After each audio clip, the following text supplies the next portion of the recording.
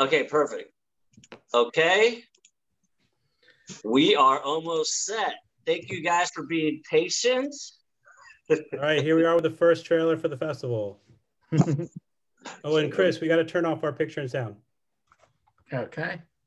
Thanks, guys.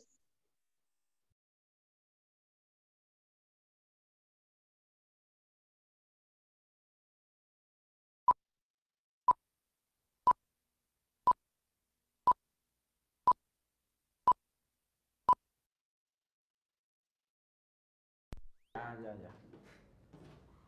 Pues vas, acción. Pues Inc.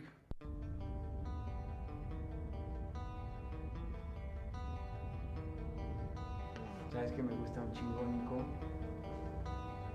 El sonido de los golpes en mi cabeza.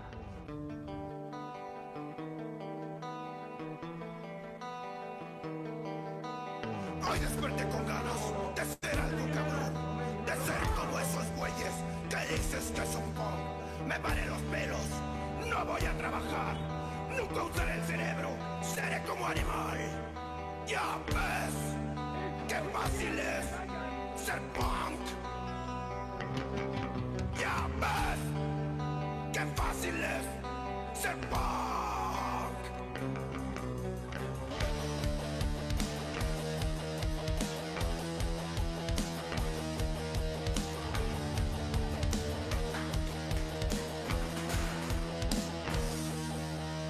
Ya ves, qué fácil es ser punk.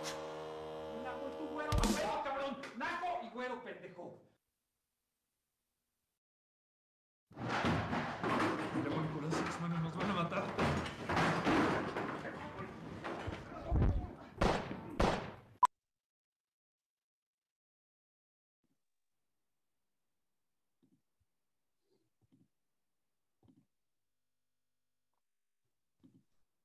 Hey, Jeff. Hey. Okay, I'm back. We're all back. Hey, Leandro. Thanks for joining us. Hello. Thank you for letting CIA be part of the San Francisco Indie Fest. It's an honor. Yeah, we're psyched to have it for sure. We're doing this live. We're playing out to 50 or 60 people from San Francisco tuning in to see about the films in the festival. They are able to text you directly or everyone in the chat if they have a question for you. They can do that right now or even anytime during the show. But aside from that, do you want to give them some background on the film, like where the initial idea for CIA came from and what were you trying to do with this movie? We wanted to make a movie that was raw, that had a lot of feeling, that it felt kind of like cheap cocaine. And it's a Mexican punk movie. And what our slogan is cocks, guns, and cons. Either you love it or you hate it. Please watch it. Yeah, it's definitely a unique film, and I thought it was really great. And the structure was good. I seem to remember you had a mixture of like professional actors and non-actors in the film. There's professional actors. There's even a poet, and there's real people from the streets. And everyone made the character a better person. Right the on. Performances are amazing. There's a lot of when I watched it, I was thinking a lot about the sort of the classism there and how the kind of street kids versus your anti-hero, the guy who was making a film about them. I mean, were you trying to say something about classism in Mexico or Mexico City specifically? Is that Mexico? I consider Mexico is not racist, but it has classism, and that's a big divider between the society. And me personally, I think that's bullshit, and that's what we also try to do there. That you can have friendship and people that will accept you 100% for who you are, no matter where they come from. Cool. All right. Well, I think people are going to dig it, and I'm really excited that we're showing it at the festival. Thanks again so much for coming around. And if you can stick around for the evening, we're gonna, if anyone wants to talk to you about the movie, this is their chance to do it right now. Also, I think you've got a pretty decent social media presence. You're on Facebook. Yeah, people can reach out to the film. People can reach out on Facebook. I don't know what the Facebook is, but I'll put it on the chat, and the Instagram also. I'm not sure which one is it, but I'll put it on the chat. If anyone is interested, please follow us and all that prostitution thing to make this a movie that more people can enjoy. Right on. Okay, cool. Thank you so much. Thanks. Thanks for making a great film. Thank you. We've got like, I think we've got like a dozen films on the list to get through in about an hour. So we're keeping these as like short and sweet, but if it's all right, I'm ready to go to the next film, which from Mexico City, we now go to England with the film How to Stop a Recurring Dream. And I think I now have to turn everybody's picture off.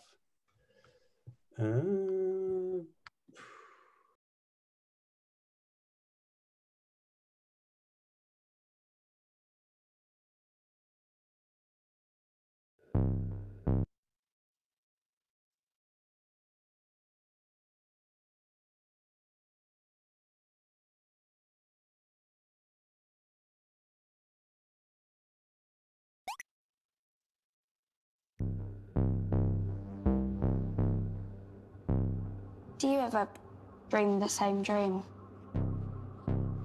A recurring dream? Them spend some time apart. It's a Trying separation. We just think it's appropriate given the circumstances that your sister comes with me. Thank God. Kelly. So if all goes well, we're never going to see each other again. Yakira. Mum. We were a pretty good family for a while, weren't we? What's that got to do with anything? Remember our wedding? Not if I can fucking help it, no.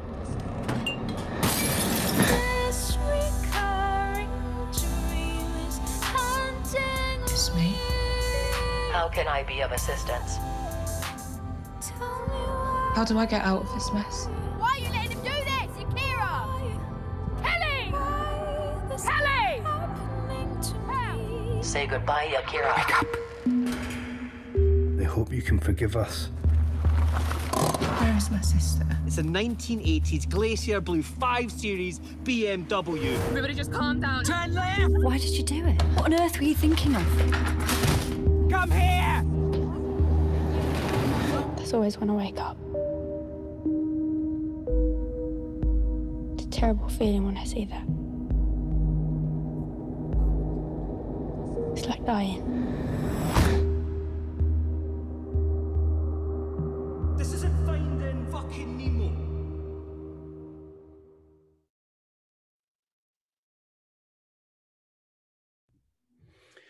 Okay, so that was How to Stop a Recurring Dream. Filmmaker Ed Morris wrote me about an hour ago and said he wasn't going to make it tonight, which is a bummer. But his film is really great, and if you recognize the older sister in that trailer, you might have seen her in Bridgerton just recently, playing the young pregnant woman. Anyway, so she is really great in this film. It's a really tight, intense kind of family drama thriller thing. I think you guys might like. Next on my list is I, Gilbert. So we go from England to New York City, and Adrian Martinez is here with I, Gilbert, and we're gonna bring him up as a panelist right now while his trailer plays, and I hope you guys enjoy that. Be back in a second.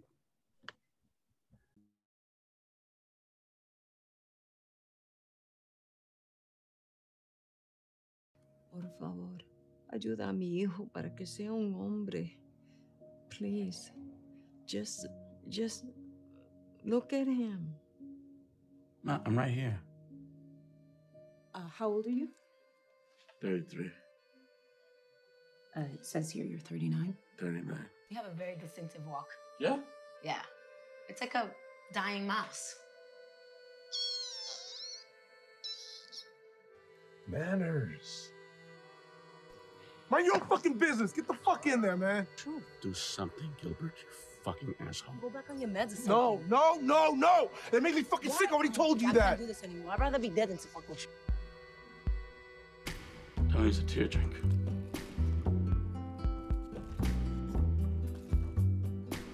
I'm so happy I'm sweating champagne. Fuck!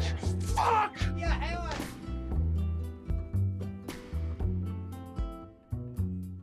my first. And my last.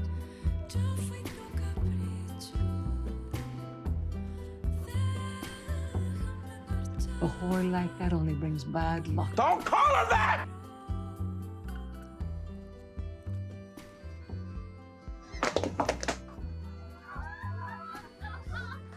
Thank you, everybody. I'm sorry, I didn't catch that.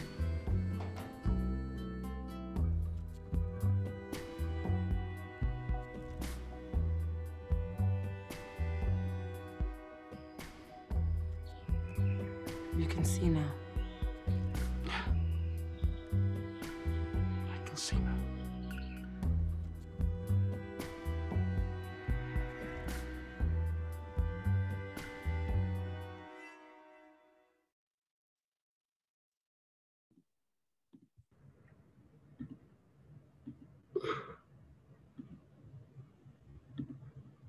Okay. Hey, Adrian, good to see you. Good to see you. Can you see me? I do. Thanks for being a part of the festival this year. Thank you for having me. I'm psyched to be here. I'm really looking forward to this. Let's see. So you've been working in Hollywood a good long time, and this is the first feature you've written and directed. Is that right? Or did you have some other projects before this I just don't know about? I mean, I did some shorts when I was in college. I've been at this since I was a teenager. So when I got my first job as an actor, and I just got haunted by the fact that I was telling other people's stories and not saying anything about how I saw the world. So, you know, I caught a window and I shot it, and here we are. All right. Yeah. Is there some backstory to the story of I, Gilbert, and is there where this notion came from? It really came from the subway. I was sitting on the subway. It's a true story. And this beautiful woman was sitting opposite me. And out of nowhere, this guy just approached her and started just taking photos of her face. And she's like, "What the fuck are you doing?" And she got really upset. And he was very cold and impassive. And then he just got off the train. And I just thought, who is this guy? And where is this going, where he feels like he can objectify somebody like that? And I just try to figure out what kind of world this guy's in. And it sort of became an allegory for the rest of us with all this disconnection because of COVID and everything else. I have a daughter. I'm wondering who she's going to grow up to fall in love with and be with in this crazy, disconnected world. And that's kind of like how it started. Cool. There's one of the third players in this triangle of your movie has suffering from PTSD, and we actually have another film in the festival that focuses on PTSD called "This Is Not a War Story." And I'm wondering if you wrote that with any sort of experience in mind, or any people that you knew in your life that sort of spoke to that character. Yeah, actually, my wife's dad suffered from it. He was in the war, and I had a chance to talk to him about it. But he's trying, and it's played by Raul Castillo, who you're going to see in Zack Snyder's Army of the Dead pretty soon on Netflix, I think. And Raul does a terrific job. We had no rehearsal. It was crazy, but he's terrific in the movie. And Dasha Polanco from Orange is the New Black, and she's in the upcoming In the Heights by Disney. We got a terrific cast, and yeah, I feel like it's a special movie, and we all hit it off. All right, cool. I think it was really great, and you got some good performances out of everyone. And like I said, I'm really psyched that you're here with the festival, and thank you for being part of our screenwriters panel on Saturday. So you guys will get to see more of Adrian if you come to that on Saturday. Thanks, Jeff. Thank you. So I think people can reach out to you in our chat box if they have anything they want to ask about at Gilbert, or the usual social media channels. We can talk I'm at Taste of Adrian. On Instagram, Taste of Adrian. Taste of Adrian, cool. It's just a taste, nothing perverted. Well, that's kind of what this show is like. A sample of my life, just a taste of Adrian.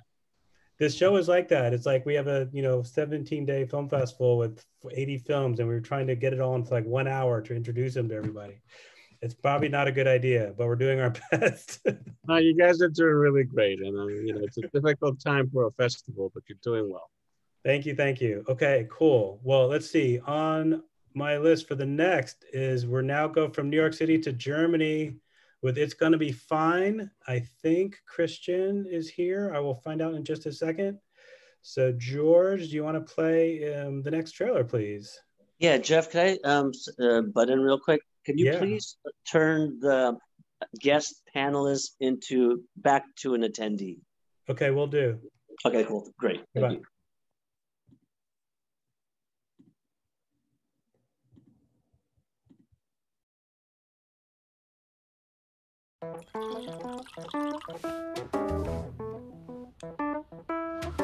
Aufstehen!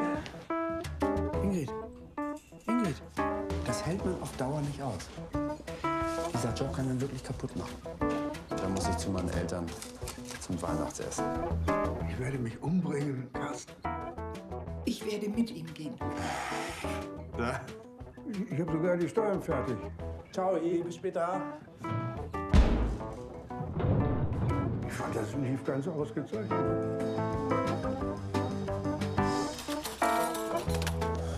Das sind Mordwerkzeuge, verstehen Sie? Meine Eltern wollen sich... Ja. Mordwerkzeuge. Scheidung, Schulden. Hier, Selbstmord. Los! Können nach Hause gehen, Party ist vorbei. Ah! Ich meine, alle wissen's. Alle, seit, weiß ich nicht, 6 Monaten. Alle, nur ich nicht!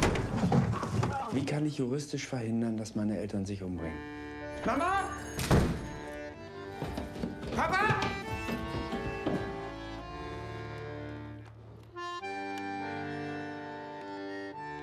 Wir wollen nur sterben. Warum kannst du das nicht akzeptieren?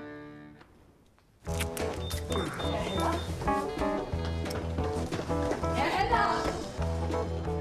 52 Jahre, Theo. Und ich erinnere mich an jeden Moment, jeden einzelnen. Und ich möchte keinen davon missen.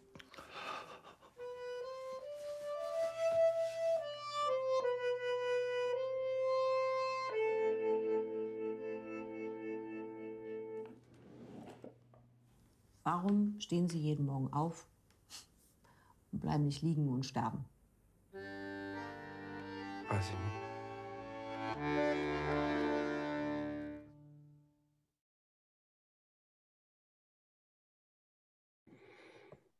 Okay, so it looks like Christian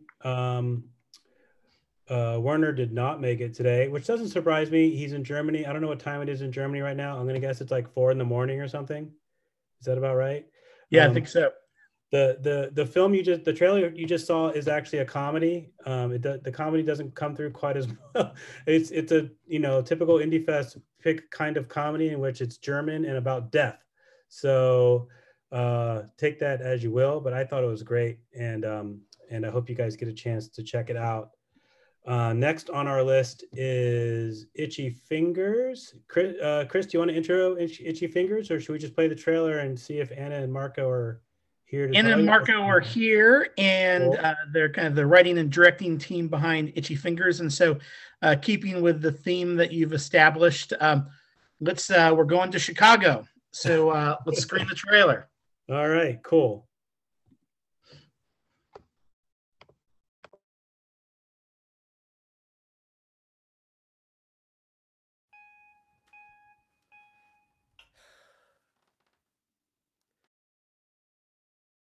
You know, gun is a funny word. No, it's not. Gun's not a funny word.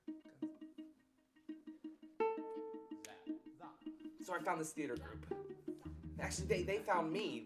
They saw one of my videos. Make sure to like, comment, subscribe. This is some new stuff. Let me know. They said that I really have something, and that I should definitely audition.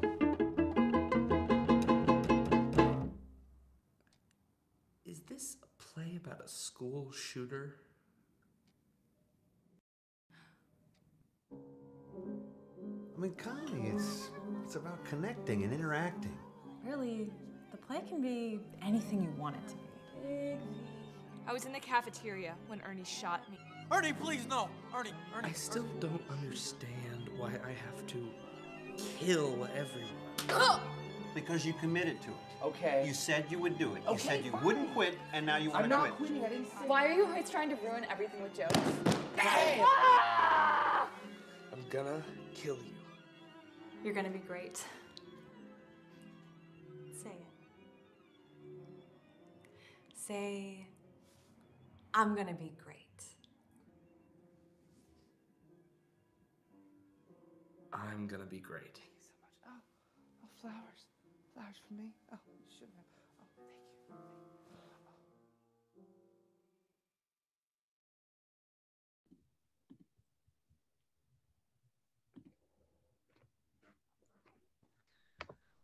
So that's Itchy Fingers. And if we can welcome Anna Niles and Marco Jake, the directing team. Hi. Hello. Hey there. Good to see you guys. Good to see you. Thank you for having us. Yeah, you know, before we kind of jump into the question, the thing I want our audience to know is this is just a really great and funny film. And I think you can even see in the trailer, you know, the main actor, Zachary Schultz, he's been getting raves wherever the film has screened. And it just, he's just kind of very, you just want to watch him the entire time. We actually, in the Q&A for the film, you'll find that he lives down in Kentucky and he heard about these auditions going on in Chicago and he jumped on a bus to go audition. And I just think that there's a lot of serendipity at play that day. Yeah. So Anna and Marco, maybe you can kind of share, folks, what was the kind of background, what inspired you guys to write the script and make the film? A lot of things we were kicking around, but kind of what it came down to was wanting to use theater as a sort of analog for all of the toxicity that happens on the internet and in the media. And having this main character as a comedian who feels miscast in a very violent role felt like a good way to do that. And what would you like our audience to know as the, you know, I think the trailer captures the film pretty well, but any surprises that you want to kind of let them in on? And no. No spoilers. Is no an all right answer? Totally. Yeah. I mean, we're just really excited that people are watching it. It's sort of a tonally tricky movie because we don't even know necessarily what genre to call it. There's definitely some humor in there, but it also can be pretty dark in places. And so, yeah, we're just, I don't know, just excited for people to watch it and see what they think. Cool. Everybody's in for a special treat. And I guess as the kind of the bar set for SF Indie Films is that SF Indie Fest films are very much about blurring the lines on tone and genre, etc. And I think this fits really well. If folks want to kind of ask questions of you or kind of follow, what's the best social media profiles to do? I think it's Itchy Fingers Film on Facebook and Instagram, and that'll go right to us. So if you have any complaints, you know, hit us up. Cool. Well, we'll move on to the next film, and Anna and Marco will be here if you have a couple more questions you want to throw over chat. Thank you. And the next film we have is Keeping Company with Devin Doss. And Jeff, where does... Oh, gosh. You know what? I don't remember. You know, it might be the Midwest, too. We'll have to find out when Devin comes on. We'll see where we're going, taking everyone now. But I think we're ready to play. What is it? It's Keeping Company. Yeah, Keeping Company. All right, let's go.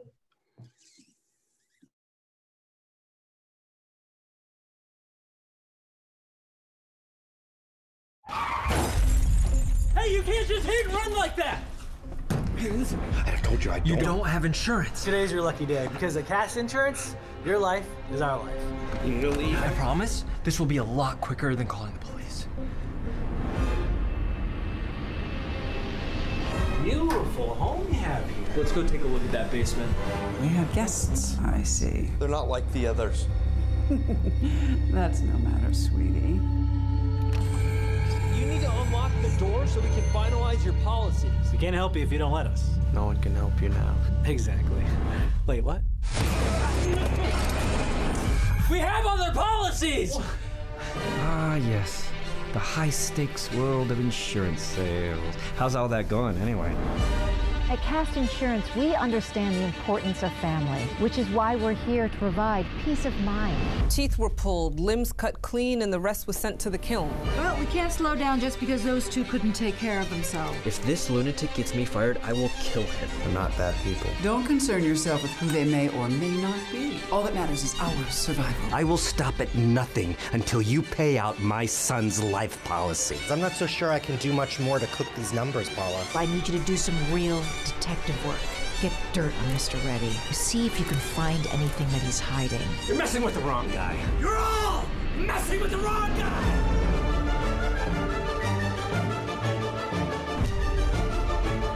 Here at Cast Insurance, we understand that life is priceless. Can't abandon hope. If we want to survive, then we have to earn it at any cost. We have to be ruthless and unforgiving. If you let me out now, I could consider you as a new hire.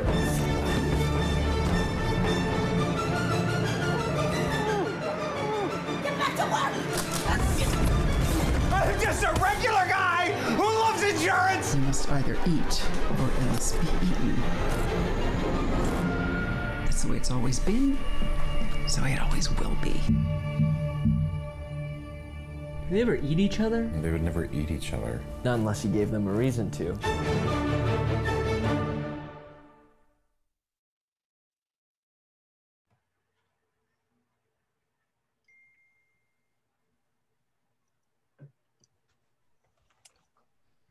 All right, Josh and Devin. Oh.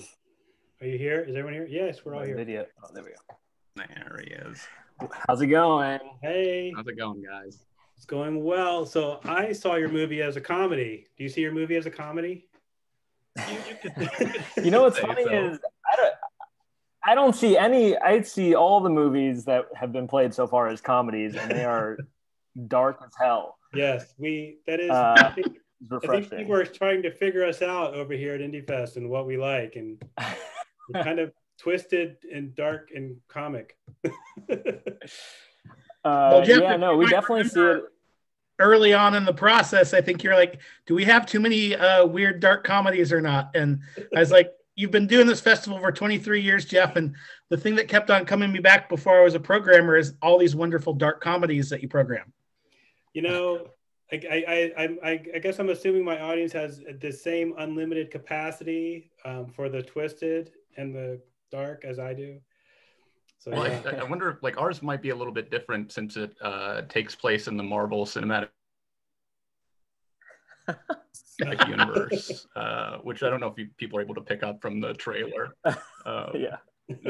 There's Spider-Man's involved in this film. Yeah, oh yeah, Spider-Man makes an appearance. No, we definitely see it as a comedy. But I mean, we see it as a comedy that evolves, that is like it butterflies into a thriller. That third act is not really as comedic as we start off in, but we tried to balance that tone as much as possible. Yeah, I definitely appreciated the satire of it, and playing it straight as much as you did, and within sort of a genre,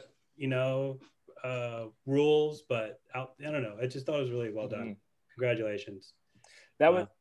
Thank you. Yeah, thanks. That was our when writing it, our big goal, or at least like a rule of ours was always, how can we flip everything on its head? And we hope that we create a lot of unexpected moments, a lot of big moments that people will hopefully remember But yeah, like Devin and I kind of started off in the studio world as assistants. And so I think this movie is kind of like almost a rebellion against that, or a perversion of like a broad studio buddy comedy. And that's kind of how we attacked it. If the audience wants to reach out to you directly, can you throw in the chat the ways that they can do that if they don't want to talk to you right now? No one's going to want to talk to us right now. Hey, but like, hey, that's with the red jackets, where do I get one? Like that kind of thing. Yeah. My first thought. We'll throw in our contact info in there and see if people want to send us hate mail. Cool. Well, thanks for making a fun movie. Well, thank you guys for hosting us. This is our first film festival ever, so this is a very great experience. Oh, hey, guess what? We have a cue from that you can give an A to from one of your film festival co-filmmakers who was wondering if you want to take a minute to talk about the actors that you cast and what you had to do to get the tone you're looking for from them. Yeah, I think and Devin, you can probably speak to this as well. Like our cast is fully almost all from the comedy world. I think they're mainly known for their comedic presence on screen, and we were worried when we were sending out the script to people that like the darker tones might push them away, but I think that they looked at that as like almost a challenge and something to expand upon in their own careers. And it was definitely there were some trouble points on set, kind of trying to communicate the tone and what we were going for, but and a lot of like adjusting on the fly, but I think we ultimately found it. Well, that was also like, just to bounce off of that was also like a great learning experience for us, because we did want to challenge, we definitely wanted comedic actors, because we needed to make sure that the humorous moments actually were played right and played well and came through. But it was a great learning experience for us, because every actor brought so much to the table. They were so engaged, luckily, and we were able to really workshop a lot of stuff with them every single day and every scene, and they helped us balance the tone just as much. So it was great. Cool. All right. Thanks, you guys. Yeah, thank you. Thanks for being a part of the festival. Thank you, guys. Thank you. You're kind of going through the list in alpha order here, and the next film we have on there is Morgana. So we're going to Australia now with Morgana. So we're ready for the next trailer there, George.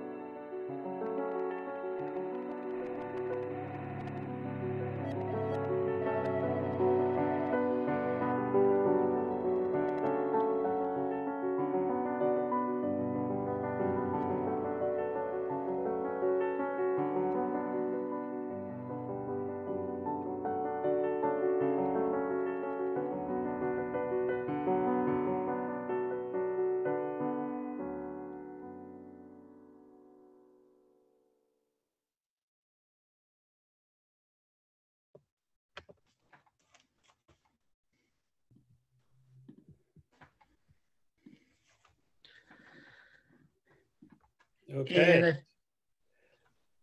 Are we here? I see Josie Hess, Isabella Pepard are here. Excellent. Welcome. Hi. So maybe you guys can tell us a little bit about how did you kind of find the character for your film and decide to dig in and make this documentary? Do you want to go, Iz, or me? You're on mute. Oh, can you hear me? So how did you find out the character for your documentary and decide to kind of dive in? Yeah. First of all, that was the teaser, not our trailer. Oh no! We have a trailer, an official trailer, but that's all right. Well, send us that so I can put it on the website. We don't have that. So you didn't get it. Oh, I'm so sorry. Okay, well, we will send it through. Yeah, so me and Josie were both part of the horror world in Melbourne, and we were working on a few projects together. At the same time, Josie had started working with this 50-year-old pornographer, Morgana Muses, and Morgana was about to have her 50th birthday experience, which was to be suspended in a giant bondage installation in the form of a phoenix. And they needed someone to document it. So Josie approached me to come and direct the documentation of her birthday experience.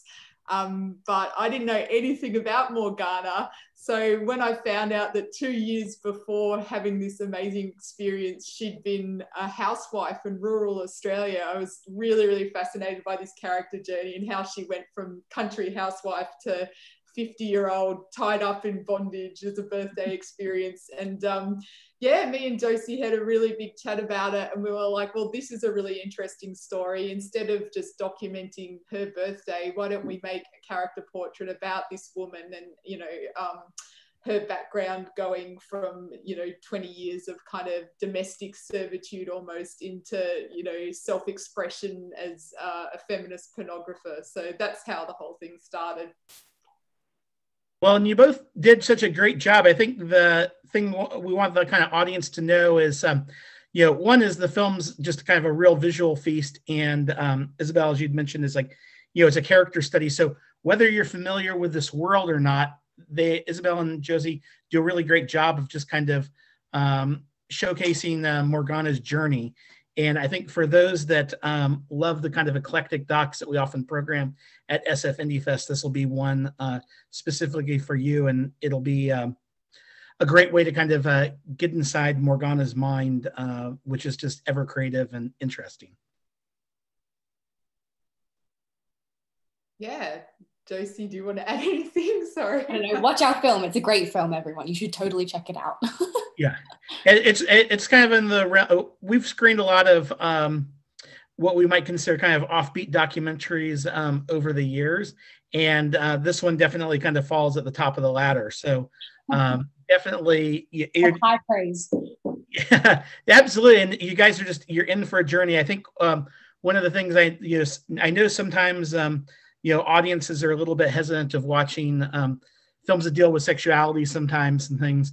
But this is just like a film, just like, don't miss it. And, you know, please give it a check out. And what's the best way to follow you all and ask questions offline during the festival, Josie and Isabel?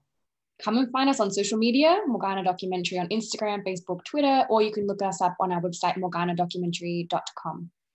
And you guys have been doing some really great social media, so definitely follow them and you'll get a chance to kind of explore the world a little bit even further. Great. Thanks so much for having us. We're stoked to be part of it. Absolutely. Thanks for joining us. So from Australia, where do we go next, Jeff? Morocco. Daria Nazarova. I saw her name in the attendees list, so let's play Morocco trailer next.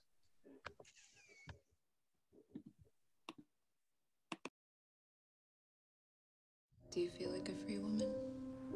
I could say that. Then I envy you. I found someone else's hair in Eric's bag, and that he is cheating on me. My name is Monica. I want you. You either want to talk or you want to fuck, and it's not even good! Is he abusing you? No, look, I can't keep coming here anymore. It's not right.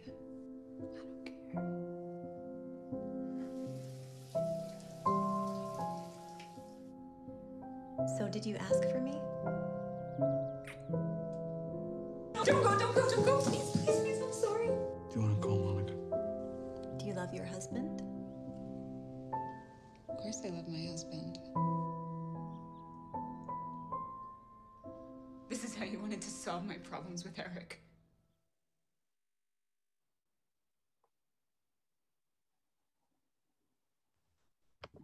Hello. Hi. Thank you for joining us, Daria. Hello. Your film Thank you for having me.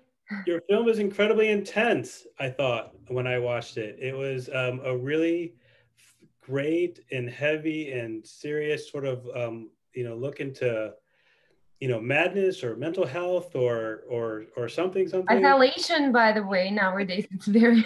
Yeah. And, it's a unreliable narrator kind of story. It was all over the place. I loved it. I thought it was really great. Do you have anything you want to tell our audience about sort of the backstory or the background of where this character came from or where the story came from with you? Well, thanks God, it wasn't personal experience, but I unfortunately in my family, we had a situation. I don't want to say too much because it will give up all the story because this is my main hook of the story, but basically relationships started breaking apart because of the loss, obviously. And it is difficult to go through, I think, because I recently became mother myself and I understand how what a big bond is between mother and a child right from the beginning. So it is, and relationships in general nowadays are difficult. People stop like really caring about each other. So they kind of do, but not till the point what is necessary. And your lead is excellent. What was involved in finding her and when working her? I mean, she's in every scene in the movie. She has to carry this whole movie. It's true. We follow her all the time, and it's actually a funny story. She wasn't actually supposed to act for me. Like, she has a studio, and she was a friend of another producer, and she allowed us to use the studio for casting. Wow. And she was reading with all actresses who were coming, and she was much more emotional and much more interesting than other women. So we asked her if she would read for us. That's a great discovery story. I love that. That's really cool. I had to Google the title. Where does the title come from, and why is it called Morok? It's a very old Russian word, which means something what clouds judgments. So basically we can use it like to say it's Morok outside, like it's cloudy outside. You cannot clearly see the sky. So, and it also has like this deeper meaning, like some obsession or something. Okay, cool. Is this your first feature, or do you have some other films on your belt? It is my first feature film.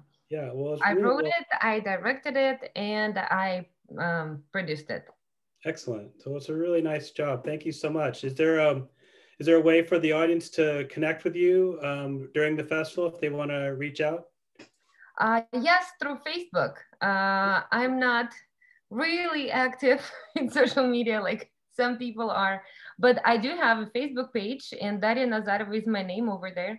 So this is the kind of movie where, when you come to the festival and you do your Q&A in the theater, and then at the end of the Q&A, like, you have a handful of questions about the movie, but really everyone wants to talk to you one-on-one outside, or something, it's that sort of thing, because it's so personal and it's so, it is. I noticed that especially female audience really responds to the movie deeper than men. So it is very personal.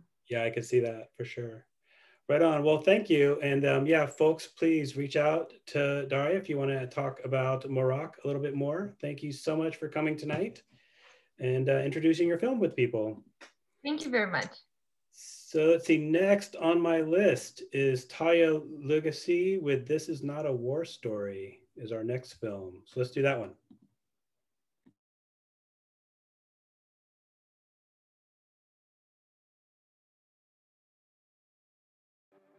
I told them my story.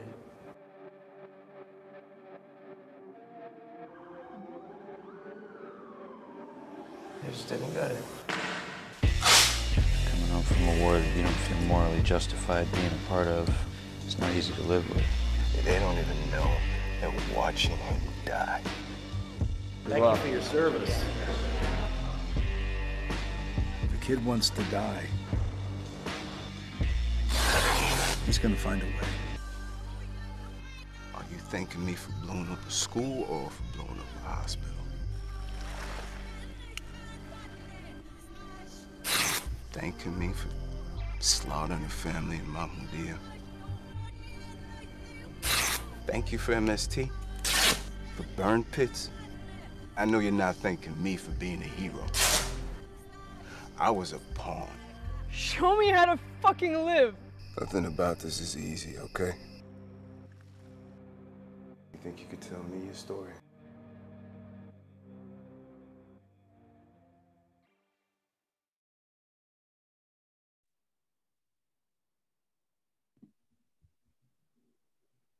Hello, Talia. Thank you for joining us this evening Hey, thank you. Thank you for having me. to talk about your movie. Are you tuning in from New York? Are you in New York? I am. Yeah, I'm in New York City. Yeah. Cool. And yeah, your film I gathered was set in New York as well. Did you cast it there? Did you find these? You had a mixture of actors and non-actors in your film too, right? Yeah, total hybrid. I started writing the script before I found this collection of non-actors. They're all combat veterans and they span multiple generations. There's Vietnam veterans, there's Iraq veterans. But yeah, I had started writing the script, which was about trauma and suicidal ideation. And I discovered that, you know, a lot of veteran narratives just felt very similar to, in many ways, very similar to experiences that I've had. So I came across this group of veterans and their art, and I just kind of chased after them until we, you know, agreed to make a movie together. But yeah, I found them all in New York, and we spent about 4 years making this movie together. So there's actors with scripted dialogue, and there's, you know, non-actors who are veterans. The whole supporting cast is combat veterans. Did some of it feel like shooting a documentary when you were working with them in their environment? Somewhat. I mean, I was sort of immersed in their world for a long time before we started shooting. And so we kind of built this rapport, you know, before we started. And I had built the script around a lot of what I had observed with them. So there were kind of like set places in the script where we knew we were going to improvise. But other than that, it was scripted. So it's a genuine hybrid in that sense, yeah.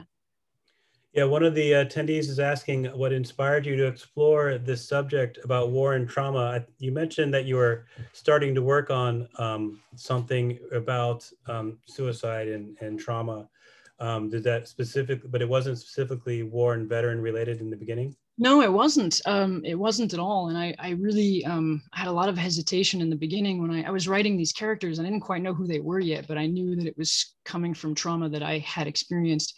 And as I was writing it, it kind of dawned on me that these characters were veterans. And I thought, well, fuck that. I don't know anything about that. I can't write that. That's not for me to write. And I began to read personal accounts of veterans, and I got in contact with them. And I said, look, I don't really feel like I have a right to tell this story. And they were the ones who were very encouraging and were saying, you know, actually, as a civilian, no, you should take an interest in this, and you should connect the dots, and you should speak on behalf of those connections that you see and feel. So it was kind of an empowering experience in that way. I couldn't have done it otherwise. Great. Yeah. No, it's a really strong film, and I'm glad you made it, and I'm really excited to be sharing it with our audience. I think it's unique, and as you say, it's like not something that enough people think about, I suppose, you know, and presenting it in this way, I think, is a really good job. So congrats. Thanks, Chase. Right on. Okay, so we're at 7:53. I'm actually going to have this in the allotted time, which is kind of amazing. I didn't think it would really happen. We have one last film on my list, which is Una Great Movie by Jennifer Sharp, and I believe Jennifer is here. So we're going to play our last trailer. And if anybody in the audience wants to reach out to any of these filmmakers, most of them are still here, and you can shoot them a message in the chat, find them on social media, etc. Yeah, we like to make connections. Film festivals are supposed to be about connections, which is really hard right now, but we're trying. And Jeff, with In a Great Movie, where this is taking us to what, Los Angeles, Mexico, is that right? We are going to the Yucatan, yes, is where we're going next. Nice, bright blue, sunny skies from dark New York City. Okay, let's do it.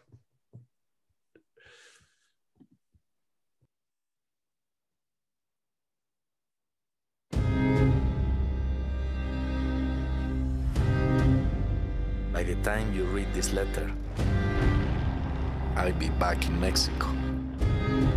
Come find me, and we'll grow old together. Remember me? I thought about you for years. I still do. My wife is kind of jealous. I'm losing interest. The first 5 pages make or break a script. I paid $250 to tell me that they ate my movie. It doesn't matter if it's what he wants. Your script. It's a great movie. Find what you're looking for. It's you I was looking for. Can we talk? I don't think so. I chose family. You chose work. I gave Susan a job so she'd be more likable. I'm a barista. It's my job. Okay, pues aquí tenemos tiendas de ropa. Revisiting a past love is played out. The premise is great, but show us less. We need a best friend. Friend? Friend. I'm so glad that you brought me here. I didn't even know when we got here, but it feels like I just got here today. Salud. I had a dream that one day my black ink and my white paper would make beautifully colored movies that all people could enjoy. You need a big name actor. Brian Alonzo is off of Attackinator 8. But all the men are Mexican. And have him play a Mexican. Nobody wants subtitles. I'm gonna take you to the jungle where I was born. All of the beaches, todos las playas. It's weird. I can understand what he was saying. He has this weird accent that's very easy to understand, for sure. I know speak in English. He doesn't speak English. If we black people don't make films with black people, then who will? I turned Susan white so it'll sell. Is that cocaine? Oops. And it turns out the best man had sex with the wife. What if everyone's right and it's not good? True art has no audience. My life doesn't make any sense. All I think about is when I met a prince and life was good. Do a great movie. Lynette, step, Jess, Jess. Okay.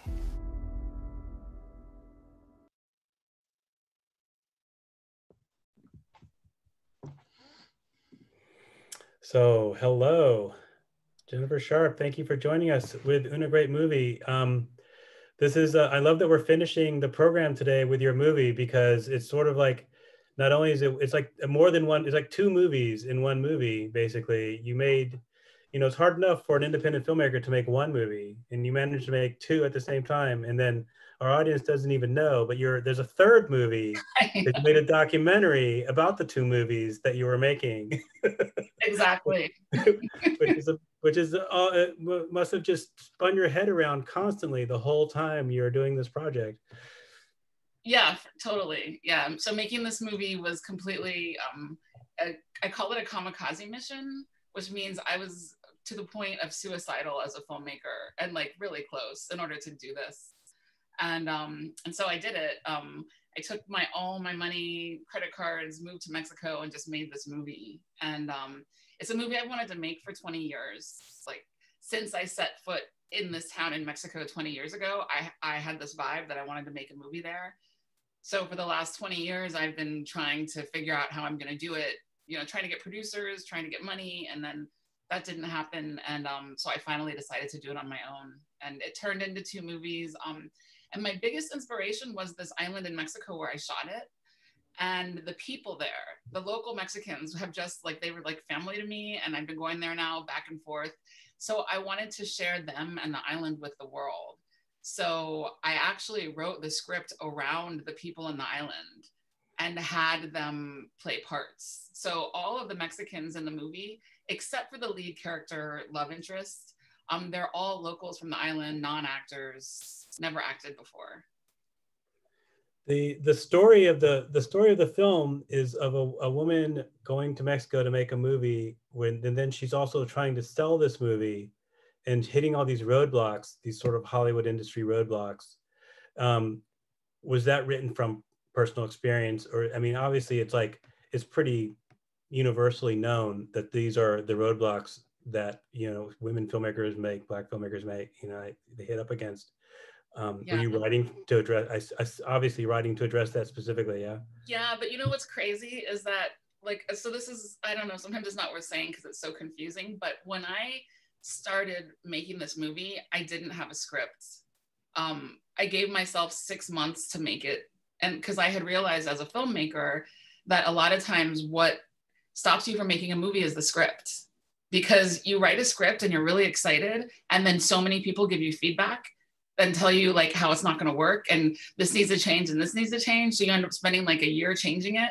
And then you realize it's never really good enough. And there's always reasons why not to make it once people see the script. And because I knew my number one thing was that I wanted to shoot in Mexico with these people, and I'm a good filmmaker and I'm a storyteller. And I'm like, if I just go there with a camera, the story will develop. So it was June that I decided I'm going to do it. I took my money. I was like, I don't care. I'm going to make this movie. And I didn't even have a script yet. So in the next 6 months, I moved to Mexico. I cast all the actors. I started writing the script. I wrote the script probably within 2 months. I had the script done. And it was the Mexico portion of the script. And it was this love story about a woman going back to Mexico and finding her love. And that's all it was, and meeting all the locals and all this stuff. So then I was like, well, what if all the local actors suck? What if I run out of money and I can't finish, what if all these things could go wrong? So I decided to have a B storyline that actually what we were watching is only a script of someone who's trying to get it made. And it was actually a plan B that came at the last minute so that I could, if anything went wrong, one of the actors didn't show up, one of the actors was a horrible actor, if anything went wrong, I could cut to LA and have somebody reading her script and saying, why is the writing so bad? Or why does the actress change? Or whatever. So it was really just escape plan. And then it turned into a funny 2-part movie. And so by doing it, I just wrote my own experiences. I did literally oh, people have said this. I actually looked back at old script feedback, and those are the lines that I put in the movie, things people have said about my scripts. And it wasn't until I had the whole movie edited together and watched it that I realized it was about me. I literally didn't plan on this movie being about me, and I didn't know it was about me, but it's actually 100% my story. That's funny. Like 2 minutes ago, as you were speaking, one of the attendees wrote a question in the Q&A asking about where you were able to differentiate between the autobiographical part of the film and the fiction part of the film. And clearly he was anticipating you speaking to this, I suppose. Yeah. I mean, it's crazy because really all I wanted to do was make the film in Mexico. That's all I wanted, was to make the Mexico story. If I could have had it my way, the LA part wouldn't have been there. If I could have made the movie I wanted to make. But then in the end, it just came this way, and it seemed like a really good backpedaling, let's make it a script. And then I was able to do really funny things. And then in the end, it's better. I mean, it's great. It is what it is. It's this great back and forth commentary on, it's absurd. Another thing I did was the Mexico part is very real. I shot it very realistically. I used 35mm lenses. I just left it really simple. And because in my mind, what's in our head is more real than reality. And reality is really absurd. And it's we all try to live this reality, and we take it so seriously, and we take our lives so seriously. And if you really look at who we're giving power over to, it's really ridiculous and it's absurd. So my goal was, every time we're in LA, it's absurd. Every time we're in reality, it's absurd.